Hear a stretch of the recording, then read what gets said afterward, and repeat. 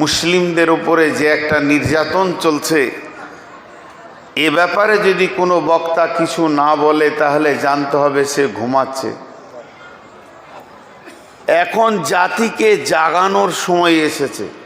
জাগো মুসলিম জাগো। জাতিকে জাগানোর জন্যে অল্প সময় দুটি কথা আপনাদের সামনে বলছি। ওয়াকফ বিল পাস করেছে, ইনশাআল্লাহ এ মাল ওদের হজম করার ক্ষমতা হবে না।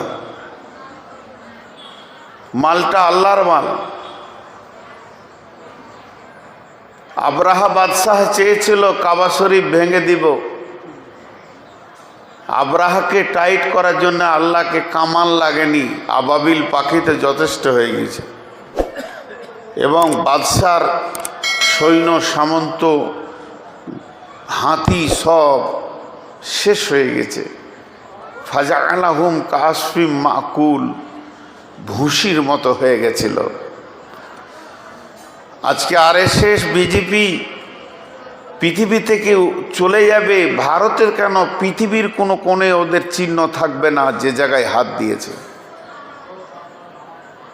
আমরাও দোয়া করি ইনশাআল্লাহ এরা ধ্বংসে চলে যাক। কিন্তু তার আগে আমি একটা মহা সত্য কথা বলবো। সত্য কথাটা কতটা নিতে পারবেন আমি জানি না। এটা তাজকিয়ায়ে নাফসের কথা। একজন বড় আল্লাহর ওলি বলেছেন, ইস ঘর মে আগ লাগি হে ঘর হি কি চিরাগ সে। সেই ঘরটার নাম ইসলাম। ইসলাম একটা সুশীতল ছায়া। ইসলাম একটা মানুষকে মানুষ বানানোর ইজিম মতবাদ। ইসলাম একটা তৌহিদবাদ। ইসলাম সাম্যের ডাক দেয়। ইসলাম মানুষকে শান্তির জায়গা দেখায়। আর এই ইসলামকে রাসূলুল্লাহ সাল্লাল্লাহু আলাইহি সাল্লাম বলেছেন প্রাসাদ, প্রাসাদ, বিরাট বাড়ি। সেই হাদিসে আছে যে ইসলাম নামে প্রাসাদের প্রথম ইটটার নাম আদম আলাইহিস সালাম। কম বেশি 1.5 লক্ষ ইট লেগেছে। আর ওই প্রাসাদের শেষ ইটটার নাম নবী মুহাম্মদুর রাসূলুল্লাহ সাল্লাল্লাহু আলাইহি সাল্লাম। ইসলাম কমপ্লিট হয়ে গেছে। তো এই ইসলাম নামে ঘরে আগুন লেগেছে কার দ্বারা? ঘরে যারা বাস করে তাদের দ্বারা। আমি দুটি প্রশ্ন রাখবো আপনাদের সামনে। এখন আয়াত পড়ে এগুলোর যদি ব্যাখ্যা দিতে যাই তো লম্বা টাইমের দরকার। তো জাগো মুসলিম জাগোর ওপরে দুটি কথা বলবো। যতটি লোক বসে আছেন একবার মুখটা খুলবেন। আমি যদি আপনাদেরকে ভুল বলি, পায়ের নিচে যে জুতোটা আছে সোজা করে আমার মুখে মারবেন। আমি ওটা ফুল বলে কুড়িয়ে নেব এবং আনন্দিত হব যে আমার দিকে ফুল ছুঁড়েছেন। ওরা মসজিদ কাটছে, ঈদগাহ কাটছে, গোরস্থান কেড়ে নিচ্ছে। ওরা কখন বিল পাস করলো? 13 তারিখ না? 13 তারিখ বিল পাস করলো। 13 তারিখ থেকে আমাদের মসজিদওয়ালা কারলো, পারেনি, চেষ্টা করেছে, পারবে না, আগে বলে দিয়েছি, চেষ্টা করছে। তা সত্য কথাটা একবার বলেন সবাই, ওরা আগে মসজিদ কেড়েছে না আমরা আগে মসজিদ ছেড়েছি? তাহলে ওদের কি অন্যায় আছে? কারা? অনন্তপুরে 7 বছর প্লাস কতগুলো মানুষ আছে আর ফজরের কাতারে কয়টা? আমরা আগে মসজিদ ছেড়েছি। এই প্ল্যানটা ওদের 3 দিনের লয়, 7 দিনের লয়। আরএসএস জন্ম নিয়েছে 100 বছর, কম করে 80 বছর আগে ওদের ক্লাস চলছে। ওরা অপেক্ষা করছিল যে এরা মসজিদে কখন কম হবে। একটা ছেলেকে আলেম করতে 4 লক্ষ টাকা করে খরচা করেছে বাৎসরিক। জানেন, ওই খ্রিস্টানদের ভিতরে, আরএসএসের ভিতরে দক্ষ দক্ষ ছেলে আছে, কোরআনের তর্জমা করে দেবে। এরা কখন দুর্বল হবে সে খবর ওরা জানে। ওরা যাকে মারবো আমি যদি কাউকে মার্ডার করতে চাই, তার থেকে আমাকে বেশি তার পেছনে সময় লাগাতে হবে, তাকে নিয়ে পড়াশোনা করতে হবে, সে কখন কোথা থাকে, কোথা যায়, কি করে, বন্ধুর সঙ্গে কোথা করে, তবেই তাকে আমি নিরিবিলিতে মার্ডার করে দিতে পারবো। ওরা যখন প্ল্যান করেছে ইসলামকে সরাবো, তো এটা 100 বছর ধরে ওরা পড়াশোনা করছে। ওরা কি আমাদের মতো মাথা মোটা মানুষ ছিল? আমরা ঘুমিয়ে জেগে ঘুমাচ্ছি। প্ল্যান করে ওরা দেখেছে। সেই হাদিসে আছে, আমার উম্মত যখন অহান রোগে ভুগবে তখন অন্য জাতি আমার উম্মতকে অল্প সময়ে গ্রাস করবে। সাহাবীরা জিজ্ঞাসা করলেন, মা অহান ইয়া রাসূলুল্লাহ, অহান কাকে বলছেন আপনি? আমাদের ওই রোগটা আসবে, তা সেই রোগটা কি করোনার মতো না ক্যান্সারের মতো? আল্লাহ নবী বললেন, হুব্বুদ দুনিয়া কারাহেতিল মত। আমার উম্মত খুব প্রত্যেকটি মাথা ব্রেন দুনিয়ার পেছনে লেগে যাবে আর মতকে ভুলে যাবে, মতকে ঘৃণা করবে, তখন তাদের শক্তি শেষ হয়ে যাবে। ওরা লক্ষ্য করে দেখেছে এখন এরা দুনিয়া নিয়ে মেতে গেছে। যে ঘটনাটা ঘটেছিল ওহুদের যুদ্ধে রসুলের এতটুকু কথা শুনেননি। ওহুদের যুদ্ধে রসুলের এইটুকু কথা শুনেননি কি, তোমরা গিরিপথ ছাড়বে না। আমরা যতই এখানে গানিমতের মালকে লুটি না কেন, জমা তো মসজিদে নববীতে হবে, গিরিপথে তোমাদেরকে দিয়েছি, ছাড়বে না। গিরিপথে যারা ছিল ডিউটিতে তারা বলল যে ওই যে মাল লুটালুটি চলছে, তার মানে যুদ্ধ শেষ, চলো আমরাও চলে যাই, নাহলে ভাগ পাবো না। সবাই যখন চলে এলো, খালিদ বিন ওয়ালিদ বাম দিকে একটা চক্কর মেরে ওই গিরিপথটা দখল করলো।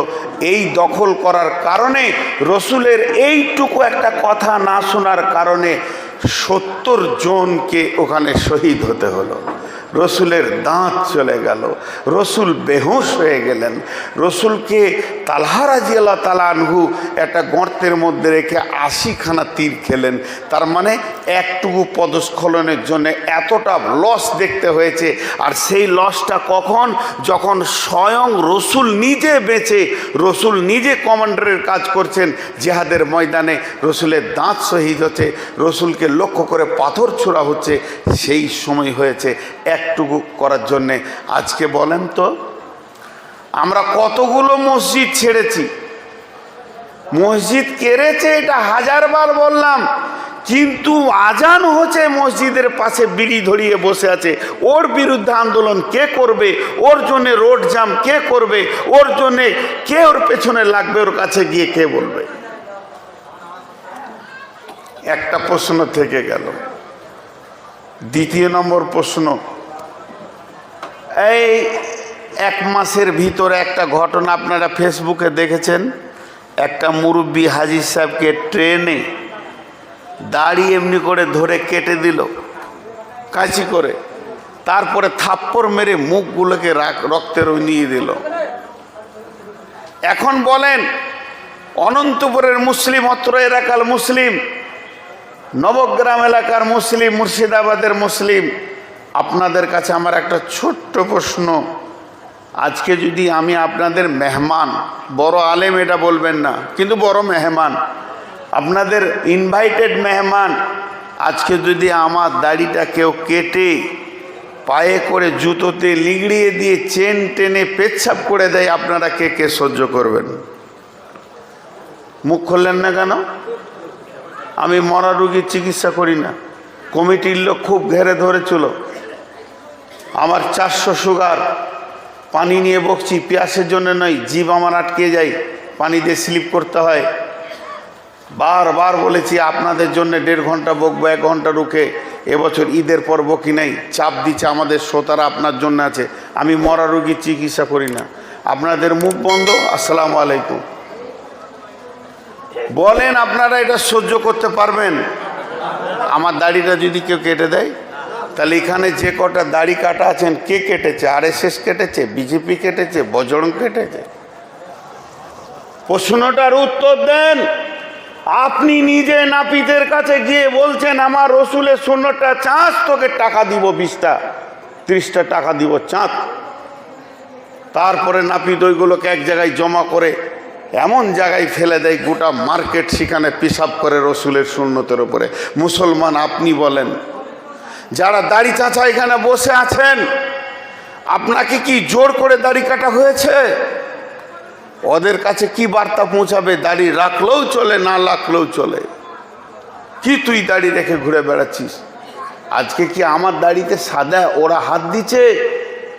এই দাড়িটা কি রসুলের নয়? আপনার গালেরটা খালি আমারটা রসুলের। ইস ঘর মে আগ লাগি হ্যায় ঘর হি কি চিরাগ সে, কাকে দোষ দিবেন? ভাইয়া, আয়াত পড়তে গেলে বহু দূর চলে যায়।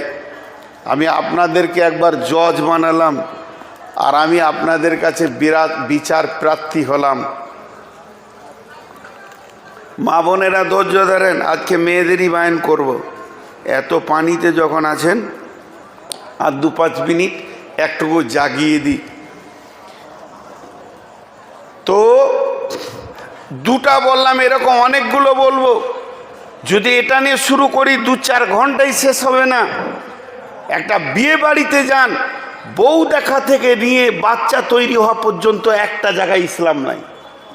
বউ দেখতে গেছে বন্ধুকে নিয়ে, তুই বিয়ে করবি, তোর বন্ধু লাল ফেলে কি আছে ওকে দেখিয়ে। গাধা বুঝে না যে মালটা কেমন, তুই দেখ, তুইও দেখ। এই থেকে শুরু হলো। তারপরে শাদিতে খাওয়া দাওয়া পানচিনি যেদিকে যেমন আছে, নতুন নতুন একটা জায়গায় রসুল অ্যাকসেপ্ট করছে না। পরিষ্কার বিয়ের গার্জেনরা বলছে, রসুল তুই মানলি আর না মানলি থাকগা, আল্লাহ তোর কথা শুনলে হবে না, সমাজকে আমাকে ঠিক রাখতে হবে। আল্লাহ বলছে ফাতার আব্বাসু হাত্তা ইয়াতি আল্লাহ বিআমরিহি আল্লাহু লা ইয়াহদিল কাওমাল ফাসিকিন। অপেক্ষা কর, তোদের মাস্টার তৈরি করেছি পিঠের চামড়া তোলার। এই জন্যে প্রথম বলেছে ইস ঘর মে আগ লাগি হ্যায় ঘর হি কি চিরাগ সে। দুটো বললাম, আর বেশি আপনাদের কাছে বাড়াচ্ছি না। তাহলে রিপেয়ার কি? ছোট্ট একটা উদাহরণ দিব। নিউ ডাম্পার 63 টন পাথর পাকুড়ে লোড হয়েছে, ডাকবাংলায় লোড হয়েছে, যাবে এটা নদিয়া কৃষ্ণনগর। গাড়ির কোনো অংশটা খারাপ নাই, ইঞ্জিন ভালো, সব ভালো, ড্রাইভার ভালো, মাত্র 2 টাকার একটা ভোলপিন নাই। ভোলপিন বুঝেছ তো? টিউবে যে পাম্প ভরে ওটা 2 টাকার ভোলপিনটা নাই। ডাম্পারটা যাবে? জোরে বলেন, যাবে? যাবে না। মুসলমানদের সব ঠিক, চরিত্র শেষ হয়ে গেছে। আল্লাহর নবী চ্যালেঞ্জ দিচ্ছি, কোন আলিম যদি আমার ভুল ধরে দেন তা আমি তার ছাত্র হয়ে যাব, টাকা দেবো, লাই পা টিপবো, উস্তাদ বলবো। বিশ্বনবী এরকম তালোয়ার কারো হাতে তুলে দেয়নি, তালোয়ার লাও, কেটে বেড়াও। বিশ্বনবী একটি যুদ্ধ করেননি, সাহাবীদেরকে ডেকে নিয়ে বলছে ওই গাঁটাকে মারবো, করেননি। মারতে এসেছে, বসে মার খাবো না, তোকে জানিয়ে দেবো আমার চড়ের দাম কত। তাহলে তালোয়ার আমাদের অস্ত্র নয়। পরিষ্কার বলছে দিলীপ, আর এই কি নাম ওইটা, শুভেন্দু। শুভেন্দুটা মাথা মোটা, কিছু মনে করেন, গরু ছাগল, ওর মাথায় মগজ আছে বলে আমার মনে হয় না। তো এই শুভেন্দু আর ওই দিলীপ দুটোই মাথা মোটা। বলছে সব ঘরে ঘরে অস্ত্র করো, 4 ভাই আছো, 8টা অস্ত্র করো।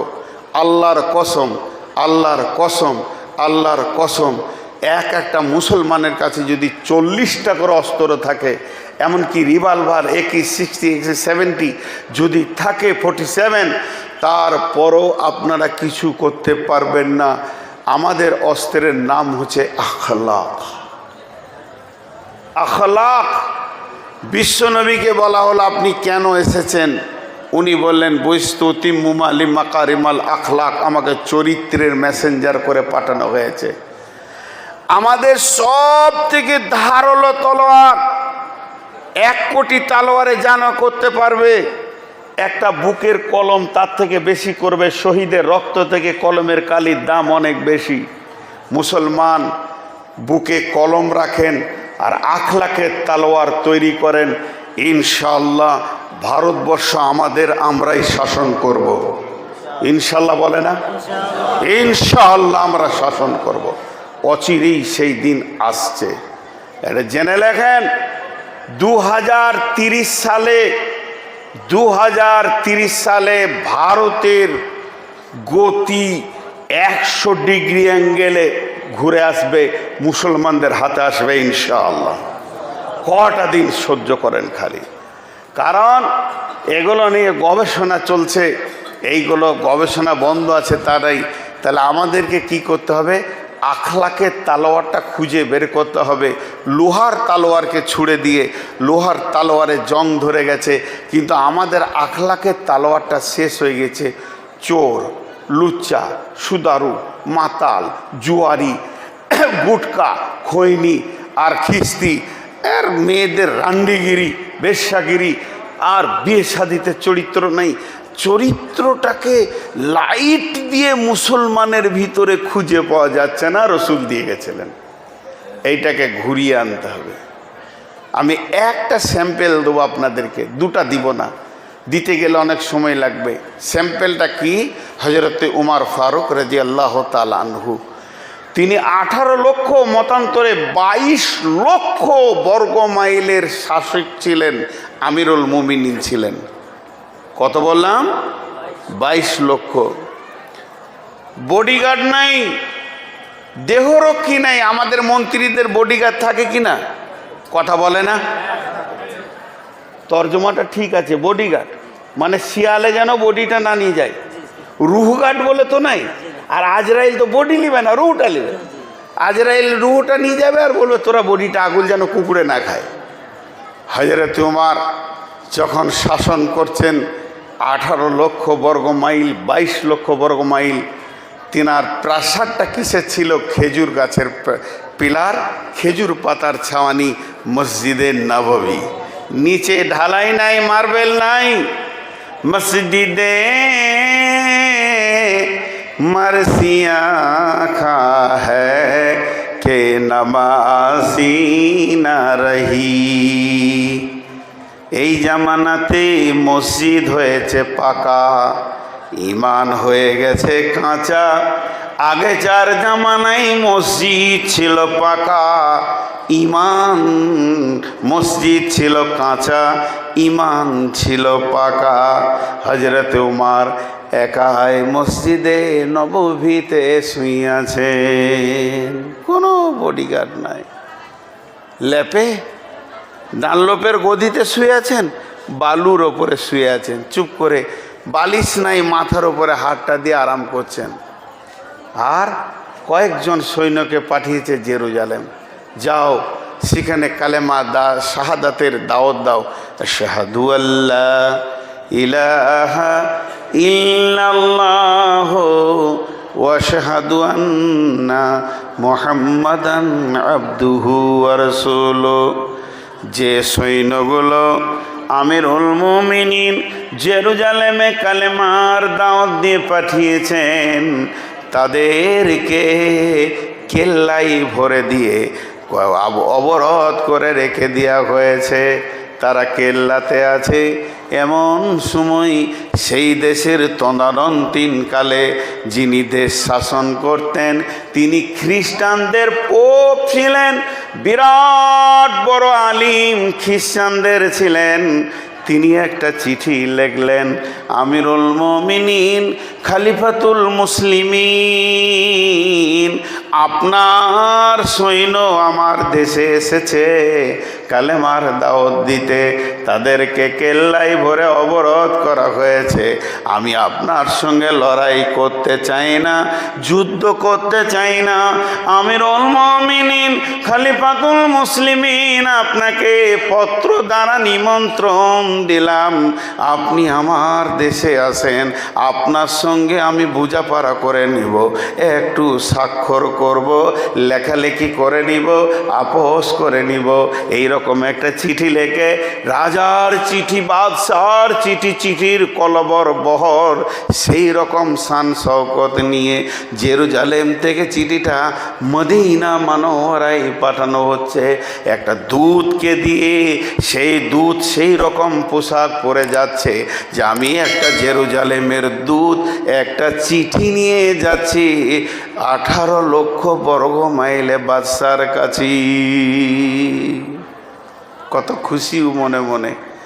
মদিনায় এসে জিজ্ঞেস করছে, হাগো তোমাদের মসজিদে নববীটা কোনটা? এই সামনে চলে যান, দেখেন মসজিদে নববী। কিছু দূর যাওয়ার পর মসজিদে নববীর কাছে পৌঁছে একটা লোককে জিজ্ঞেস করে, মসজিদে নববী কোনটা? কেন দেখতে পেয়েছেন না? এটাই তো। খেজুর পাতার ছাওয়ানি, ঢালাই নাই, খেজুর গাছের পিলার। অবাক, হাজি আপনাদের আমিরুল মুমিনিন কোথায়? ওই যে শুয়ে আছেন, রেস্ট করছেন, কোনো বডিগার্ড নাই, একা একটু রেস্ট করছেন। ফজরের পর তেলাওয়াত কোরআন এটা ওটা পরে রেস্ট করছেন। আদব নেবেন জাহাপনা। কে বাবা, কে গো? আদব নেবেন। আমি একজন খ্রিস্টান, আমি এসেছি জেরুজালেম থেকে। ও বলো, ওখানে তো আমার দাওয়াতের লোক গেছে, তো বলো কি খবর? স্যার আমার বলার কিছু নাই, আপনাকে আমাদের প্রাইম মিনিস্টার চিঠি দিয়েছেন। দাও দাও দাও। চিঠিটা পড়লেন। চিঠিটা পড়ে উনি বুঝলেন আমাকে ডাকছেন, যেতে হবে। উনি ডাক দিচ্ছেন, রাজকোষাগার থেকে একটা খাদিম দেওয়া হয়েছিল তার নাম ধরে। আসলামা, আসলামা। জি হুজুর। বলে এই একটা উট রেডি করো, জেরুজালেম যেতে হবে। উটটা রেডি করো। কত ধারালো তলোয়ার নিয়েছে দেখেন। আসলামা উটটা নিয়েছিলেন মসজিদের সামনে। হুজুর আমি রেডি, আপনি? আমি রেডি। বেরিয়ে গেলেন। কবি নজরুল করম ধরলেন, হেরি পশ্চাতে চাহি তুমি চলিয়াছ রুদ্র দগ্ধ দুর্মরূপদ বহি, জেরুজালেমের কেল্লা জিতায় আজে অবরোধ করি, বীর মুসলিম সিনাদল তব বহুদিন মাস ধরি, দুর্গের দ্বার খুলিবে তারা বলেছে শত্রু শেষে, উমার যদি গো সন্ধিপত্রে স্বাক্ষর দেয় এসে, হায় রে আদেক দারাল মালিক, হায় রে অদ্য পৃথিবীর মালিক, হায় রে আদেক দারার মালিক আমিরুল মুমিনিন, চলেছে মাত্র একটি গোলাম লয়ে বিরতিহীন, সাহারা পাড়ায় ঝুলিতে দুখানা শুকনো খুবজ রুটি, একটি মশকে এতটুকু পানি, খুরমা 2-3 মুঠি, প্রহরীবিহীন সম্রাট চলে একা উঠে চড়ি,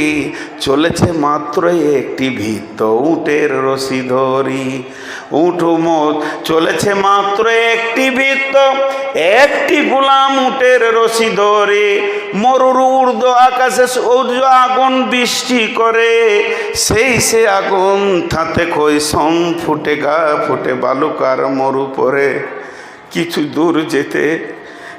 দূর যেতে উট হতে নামি, আসলামা উটটা দাঁড় করাও, কিছু দূর যেতে উট হতে নামি, কহিল গোলামের ভাই, এত দূর যেতে উট হতে নামি, কহিল গোলামের ভাই, পেরেশান বড় হইয়াছ চলিয়া, এইবার আমি যাই। উটের রশি ধরে অগ্রে উঠে বসো উঁতে, তপ্ত বালুতে চলো যে চরে রে, তপ্তে বালুতে চলে যে চরণে, রক্ত উঠেছে ফুটে, ভীত গোলাম উমারের 2 হাত ধরে চুমি, কাঁদিয়া কহিল এখনে কেমন আদেশ করেন কেমনে আপনি, গোলাম রহিবে উটের পিঠে আরাম করিয়া বসি, আর হেঁটে যাবে খলিফা উমার ধরিয়া উটের রশি। খলিফা হাসিয়া বলে, তুমি জিতে গিয়ে বড় হতে চাও ভাই রে, এমনই চলে, রোজ কিয়ামতে আল্লাহ যেদিন বলিবে উমার রে, করিনি খলিফা মুসলিম জাহানের তরে, সুখ তরে তোরে, কি জবাব দিব, কি করিয়া মুখ দেখাবো। রসুলের ভাই আমি তোমাদের প্রতিনিধি মাত্র, মোর অধিকার নাই। আর আমি সুখের মানুষ হইয়া মানুষের নিতে সেবা। ইসলাম বলে সকলে সমান, কে বড় ক্ষুদ্র পেকে বা। গোলাম চড়িল উটের পিঠে, গোলাম চড়িল উটের পিঠে, উমার ধরিল রশি। মানুষে স্বর্গে তুলিয়া ধরিয়া, ধুলাই নামিল শশী। পালাক্রমে চলছে, একবার ওমার, একবার গোলাম, একবার ওমার, একবার গোলাম, একবার খলিফা, একবার গোলাম। বহু দূর রাস্তা, কি চরিত্র, কি আখলাক। এবার চলে এসেছে জর্ডান নদী। নদী ওই চোখের সামনে দেখা যায়। নদী পার হলেই বর্ডার পেরিয়ে জেরুজালেম ঢুকে যাব। জেরুজালেমের প্রাইম মিনিস্টার শুনতে পেয়েছে 22 লক্ষ বর্গ মাইলের বাদশা এসেছে, তাই তিনি সৈন্য সামন্ত সুসজ্জিত করে পাঠিয়েছে। তোমরা স্যালুট মারবে, কুর্নিশ করবে, আদব জানাবে, আর তাজিম দিয়ে আমাদের দেশে নিয়ে আসবে। বিরাট বড় মাপের মানুষ নবী মুহাম্মদ সাল্লাল্লাহু আলাইহি সাল্লামের, তিনি খলিফা, তাকে কোনো কষ্ট দেবে না, সম্মানের ত্রুটি করবে না। কোম্পানি মেজর সমস্ত সৈন্যকে দাঁড় করিয়ে দিয়ে স্যালুট মেরে বলছেন, আদব নেবেন জাহাপনা, আমাদের দেশে যাওয়ার জন্যে আমরা বড় ধন্য হয়েছি, আনন্দিত হয়েছি। আসলামা তখন উটের পেটনতে উপর থেকে ঝরঝর করে কাঁদতে শুরু করেছেন, কান্না করছেন আর বলছেন, আমাকে কেউ স্যালুট দিবেন না, আমাকে কেউ স্যালুট দিবেন না, আদব জানাবেন না। আমি আমিরুল মুমিনিন নয়, আমি উটের উপরে বসে আছি, এটা আমিরুল মুমিনিনের হুকুম, আমি ওনার গোলাম। যিনি উটের রশি ধরে হাঁটছেন ইনি হলেন 22 লক্ষ বর্গ মাইলের খলিফা। ইনি হলেন। সমস্ত সৈন্যরা খুশিতে কেঁদে ফেললেন। আহ, এত সুন্দর মানুষ গোলামকে চড়িয়ে দিয়ে নিজে উঠে লাগাম ধরতে পারে, এ চরিত্র কোথা থেকে পেল? এর ওস্তাদ কে ছিল? এই রকম চরিত্র কে দিল? কোন ওস্তাদ এটাকে বানিয়েছে? সেই ওস্তাদই বা কে? হযরত সাঈদ বলেছিলেন বাহরাইনে গিয়ে, আমাকে দেখে আপনারা পাগল হয়ে গেলেন, আমার চরিত্র দেখে পাগল হয়ে গেলেন। যদি একবার নবী মুহাম্মদকে দেখতেন, পায়ের নিচে আপনারা নিজের কলিজাটা লুটিয়ে দিতেন। আমরা সেই তারই ছাত্র। হযরত ওমর গেলেন, গিয়ে বিরাট একটা গির্জা, সেই গির্জাতে গিয়ে তিনি উঠলেন। গির্জাতে ওঠার পর সমস্ত কথা চলছে চলছে চলছে চলছে চলতে চলতে হযরত ওমর বলে ফেলেন, ভাই বন্ধু, হে আমার বন্ধু, যিনি আপনি আমাকে দাওয়াত দিয়েছেন, আমি আপনার কাছে এই একটু মিনিট সময় চাইছি। উনি বললেন, কেন? তিনি বলছেন, আমি একটু যাব গির্জার বাইরে গিয়ে ওই ফাঁকা ময়দানে 2 রাকাত কসরের নামাজটা পড়ে আসব। গির্জার পাদ্রী বললেন, আমাদের গির্জাটা পবিত্র, এখানেই এক পাশে 2 রাকাত নামাজ পড়েলেন। হযরত ওমর বললেন, না না না না, আমি যদি গির্জাতে নামাজটা পড়ে নিই, আমি অপবিত্র বলছি না, আমি পড়ব না। তার কারণটা বলি, আমার সৈন্যরা মনে করবে উমার এখানে নামাজ পড়ে ইশারা করে দিল গির্জাটাকে এবার মসজিদ বানাবে। ইসলাম নহে কো ধর্ম, নহে যে আল্লাহর বিধান।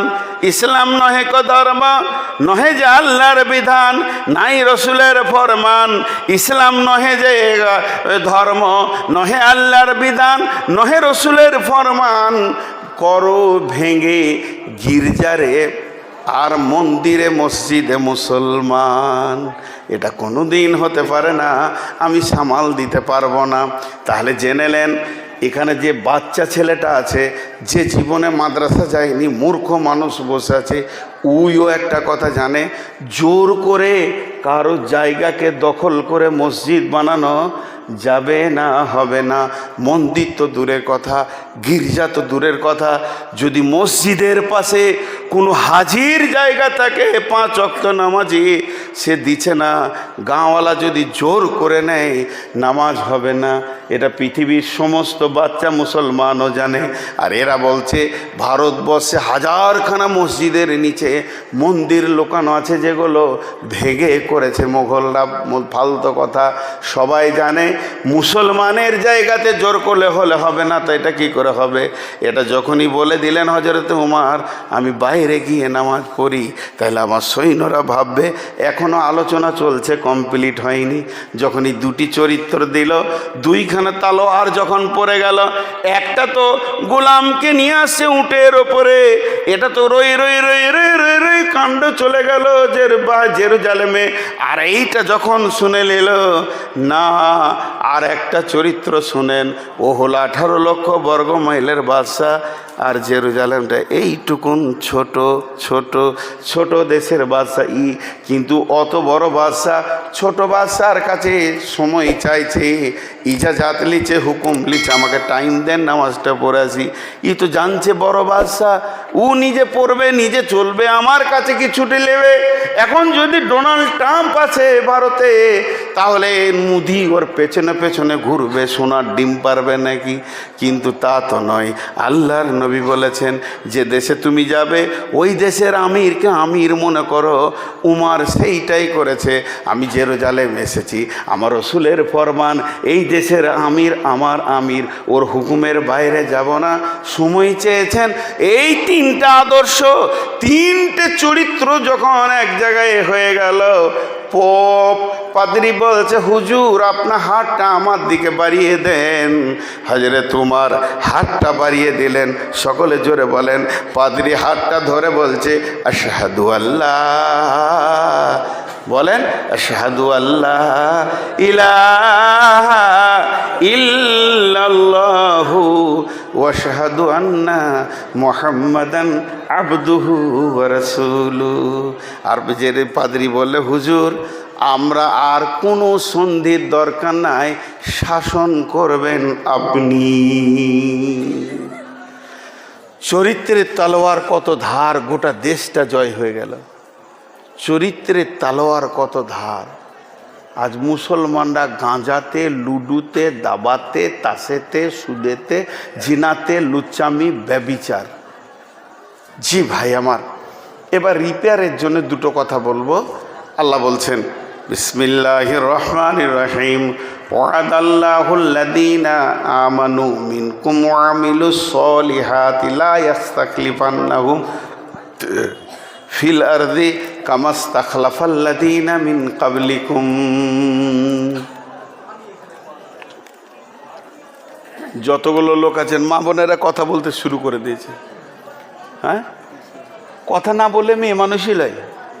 হ্যাঁ, কথা না বলে মেয়ে মানুষই লয়। রাজা বলেছে কেউ যদি মিথ্যা কথা বলিস তাহলে 1 লাখ টাকা দিব। একজন এসে বলছে হুজুর তাল গাছে নারকেল হয়েছে, বলছে হতেই পারে, এটা মিথ্যা লয়, আল্লাহ দিতেই পারে। বলছে আলুর চাষ করেছে আর মানে পটল হয়ে গেছে, বলছে হতেই পারে। মানে মিথ্যা কথা বলে টাকা নিতে চাইছে, মিথ্যাতে প্রাইজ পাওয়া যাবে। একজন দৌড়ে এসে বলছে হুজুর আমি দেখলাম 2টা মেয়ে চুপ করে বসে আছে। বলছে এইটাই মিথ্যা। 2টো মেয়ে থাকবে আর চুপ থাকবে, বিরাট মিথ্যা বলেছিস, প্রাইজটা তুই পাইবি। আবার এক বোকা গেল ওদেরকে বুঝাতে, ওদেরকে বুঝিয়ে চুপ হবে। যারা মেয়েদেরকে চুপ করাতে চায় জানতে হবে ওর বিয়ে হয়নি, মালটা কেউ জানে না। আমি বাংলাদেশের ঠাকুরগাঁয়ে জালসা করছি, হাই স্কুল ময়দানে, প্রায় 50,000 লোক। তো আমাকে একজন স্কুল মাস্টার কানে এসে বলছে হুজুর মেয়েগুলোকে চুপ করে দেন। আমি ওকে জিজ্ঞেস করছি তোমার বিয়ে হয়েছে? বলছে ভাই এমন কেন বলছেন? তো জিনিসটা কি আপনি জানেন না? আমি যাকে বিয়ে করেছি, যাকে ভালোবাসি, কাপড় দিই, খাওয়া দিই, সব সময় প্রেমে বন্ধন করে রেখেছি আমার বিবি, তাকে আমি একটা কথা বললেও 25টা বলার পর চুপ হয়। আর এরা তো আমি এদেরকে তো কিছুই দিই না, এত বকবি। হ্যাঁ, বুঝলাম যে এতক্ষণে যে মেয়ে আছে তো মেয়েদের বাইন ধরবো, খালি রিপেয়ারটা দিই। এতক্ষণ সমস্যা বললাম মুসলমানদের, সমাধানটা বলে দিই। আল্লাহর ওয়াদা সত্য না মিথ্যা?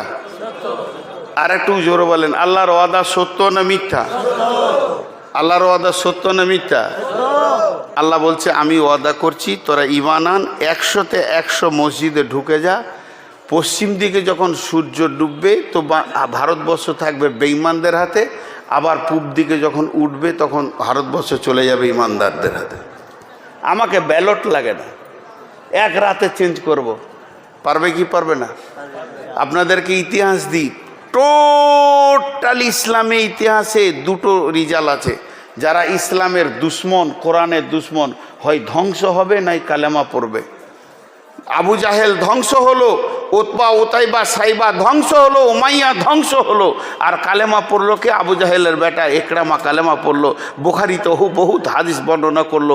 আবার কে পড়লো? আবু সুফিয়ান কালেমা পড়লো। আর কে পড়লো? হযরত আব্বাস কালেমা পড়লো। তো ইসলামের শত্রুরা হয় ধ্বংস হবে নাই কি হবে? কালেমা পড়বে। তা আমি কালেমা পড়ার দোয়া বেশি দিই।